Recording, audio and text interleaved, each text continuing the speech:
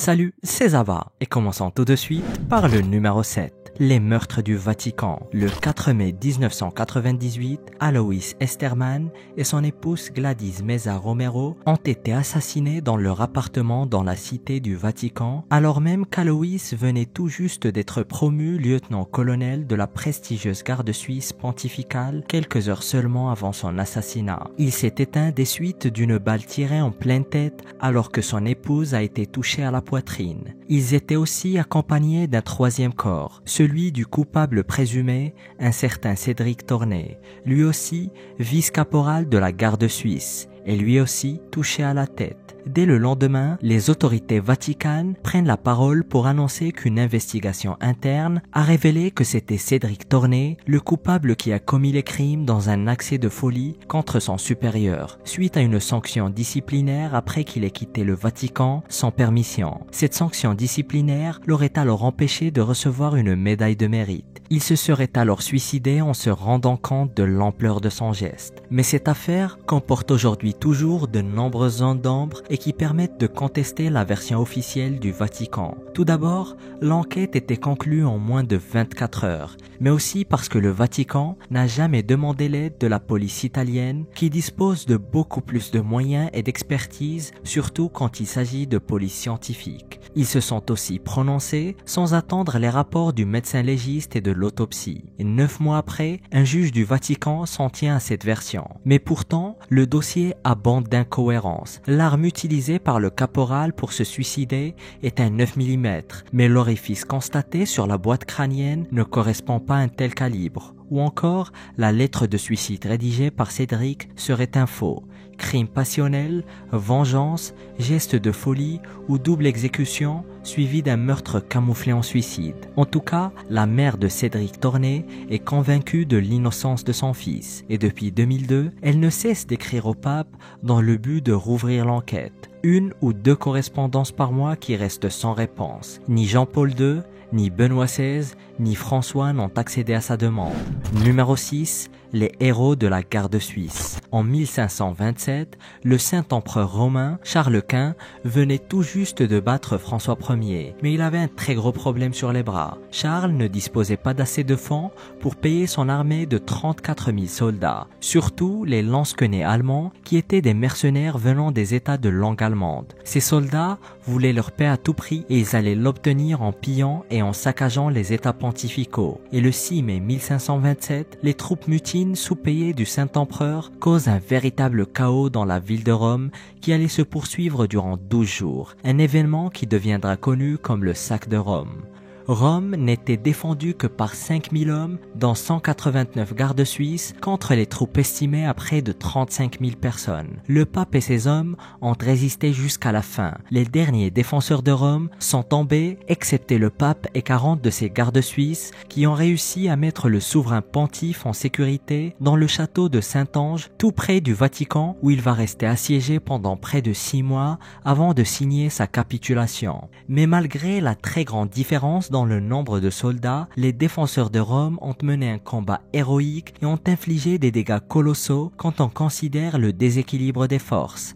D'ailleurs, une commémoration est organisée chaque année le 6 mai afin de rendre hommage aux 147 gardes suisses tombés le 6 mai 1527 pour protéger le pape Clément VII. Et c'est dans cette même cérémonie que les nouvelles recrues de la garde pontificale sont assermentées. Mais malgré tous les efforts des protecteurs de Rome, la ville a connu une véritable boucherie. Des destructions d'églises et d'œuvres d'art inestimables aux différents assassinats, tortures, viols et profanations. Et ces horreurs n'allaient s'arrêter que 9 mois plus tard en février 1528, quand la ville de Rome est définitivement évacuée. Et selon les recensements de l'époque, la ville avait perdu 4/5 de ses habitants. Numéro 5. L'Observatoire du Vatican. On sait que le Vatican possède des biens et des propriétés qu'il a accumulés sur près de 2000 ans tout autour du monde et dont on ignore sûrement la majeure partie. Mais certaines de ces propriétés sont vraiment étonnantes. Tout d'abord, le Saint-Siège possède la Scala Santa ou le Saint-Escalier qui, dans la tradition chrétienne, est celui du prétoire de Jérusalem gravi par Jésus lors de son jugement par Ponce Pilate. Aujourd'hui, l'escalier est justement exposé dans le sanctuaire de la Scala Santa Santa, et les escaliers sont considérés comme l'une des reliques les plus importantes du christianisme. Bien sûr, le Vatican possède aussi l'un des bâtiments les plus importants de toute l'Italie. Il s'agit du Palais du Vatican ou Palais apostolique, bâti au XVe siècle par le pape Nicolas V qui voulait en faire le plus grand palais du monde. D'ailleurs, le complexe de bâtiments qui fait près de 5500 mètres carrés comprend plus de 1400 pièces et ne représente qu'une partie infime du projet initialement imaginé. Néanmoins, il reste le plus grand palais du monde entièrement habité et qui inclut la partie des musées qui comprend la chapelle Sixtine, la chapelle Nicoline et les chambres de Raphaël, en plus d'être bien sûr l'une des résidences du souverain pontife. D'ailleurs, l'endroit est tout bonnement somptueux et sert généralement de retraite aux différents papes. Mais certainement la possession la plus inattendue et la plus troublante du Vatican est certainement l'Observatoire international du Mont Graham à Tucson en Arizona, que le Vatican coexploite avec d'autres organisations, pour une institution qui était prête à exécuter des scientifiques car leurs observations de l'univers étaient contraires aux croyances de l'époque de l'Église. Posséder un observatoire astronomique semble bien particulier, mais au moins cela prouve l'évolution des mentalités. D'ailleurs, l'observatoire du Mont Graham est géré par l'Observatoire astronomique du Vatican qui possède aussi un observatoire doté de 5 télescopes installés dans les jardins de la résidence d'été des papes à Castel Gandolfo, à quelques 25 km de Rome. L'observatoire du Mont Graham est d'ailleurs considéré comme étant l'un des télescopes les plus avancés des États-Unis, voire même au monde. Que ne ferait-on pas pour se rapprocher des cieux?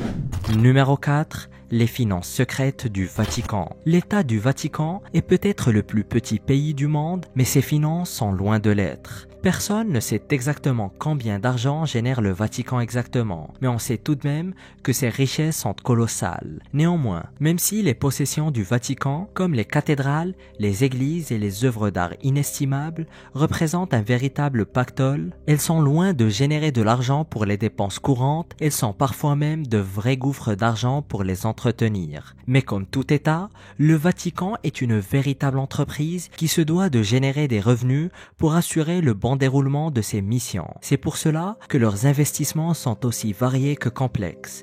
Des actions boursières, des investissements par le biais de sociétés privées, de l'immobilier, mais tous ces investissements restent là aussi en grande partie flous. Mais la source principale des revenus du Saint-Siège reste tout de même ce qui est appelé le denier de Saint-Pierre. Ce terme désigne les contributions et les donations volontaires faites par les fidèles, voire même par des organisations, généralement par le biais des églises tout autour du monde. Et à chaque fois que quelqu'un fait un don dans une église catholique, il y a de grandes chances que cet argent finisse en partie dans les caisses du Vatican. Cet argent est alors investi dans les différents portefeuilles de l'église, comme par exemple des actions et des obligations, de l'immobilier. Ils détiennent même certains actifs dans le New York Stock Exchange, plus connu comme Wall Street.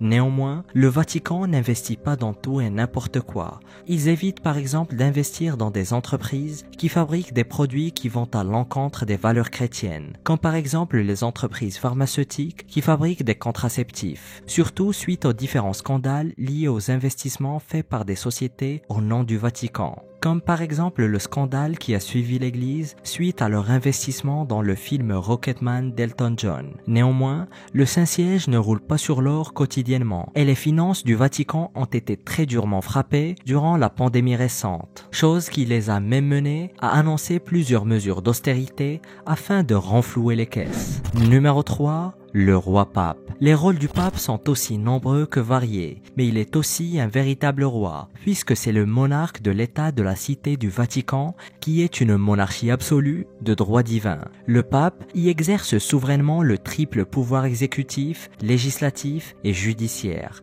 Mais si tout le monde sait que le Vatican est un État en lui-même, d'ailleurs le plus petit et le moins peuplé du monde, moins de personnes connaissent son origine, car elle est parfois trouble et confuse. Sous sa forme actuelle, l'État du Vatican est le fruit d'un accord signé en 1929 entre le Saint-Siège et le dictateur italien Benito Mussolini, celui-là même qui est parti en guerre aux côtés d'Hitler tout en essayant de recréer l'Empire romain. Mais jusqu'en 1871, l'Italie était divisée en plusieurs États et royaumes et républiques, tous indépendants, parmi lesquels on trouvait les États pontificaux qui représentaient presque un tiers de toute la péninsule italienne et qui étaient dirigés par le pape. mais suite au Risorgimento ou l'unification italienne, le pape a perdu la quasi-totalité de ses terres. Ils ont même perdu leur résidence principale, le palais du Quirinal, qui est devenu depuis la résidence officielle des rois d'Italie, puis du président de la République italienne. Mais l'Église catholique romaine a non seulement perdu ses terres, mais elle a aussi perdu beaucoup de son pouvoir. C'est ainsi le début de la question romaine, qui est peut-être la période la plus trouble de l'histoire du Vatican à cause de la grande controverse entourant la ville de Rome, qui était historiquement le siège du pouvoir temporel du pape, mais qui était aussi revendiqué par le royaume d'Italie. Cette période trouble allait se conclure le 11 février 1919 par les accords du Latran signés par Mussolini et le cardinal Pietro Gasparri qui représentait le pape Pie XI. Les traités étaient une sorte d'entente mutuellement profitable puisque le Vatican n'allait plus se mêler des affaires d'État du royaume d'Italie en réduisant sa souveraineté temporelle au seul État de la Cité du Vatican, et l'État italien en contrepartie s'engageait à respecter les frontières de l'État du Vatican qu'il reconnaît alors de fait.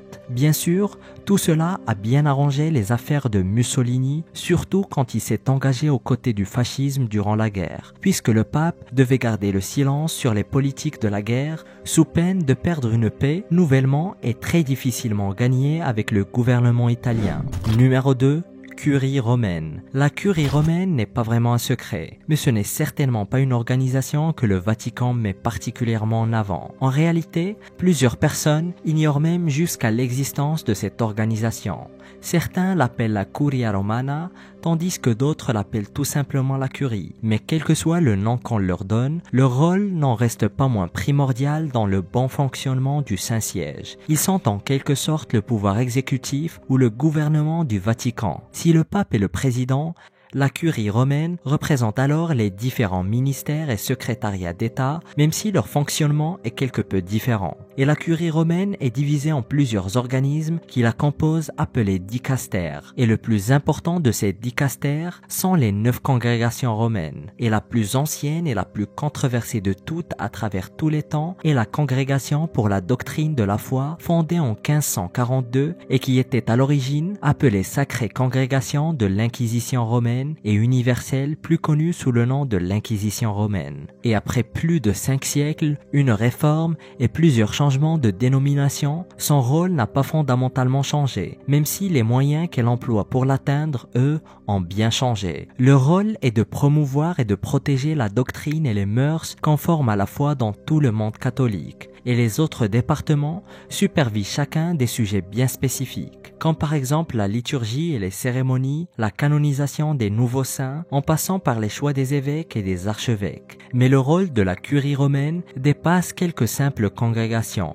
Il y a aussi le tribunal de la pénitence apostolique qui examine notamment les cas internes de péchés très graves soumis directement au pape. Il y a même plusieurs secrétariats et dicastères, comme par exemple pour la promotion et l'unité des chrétiens. Il existe même un dicastère pour les laïcs, créé tout récemment par le pape François en 2016. Le Vatican peut paraître comme une organisation assez simple, centrée simplement sur la religion, mais sa structure est très complexe, aussi complexe voire même plus complexe que l'organisation d'un gouvernement. Une organisation dont le pouvoir et l'influence lui permettent de tirer beaucoup de ficelles dans l'ombre.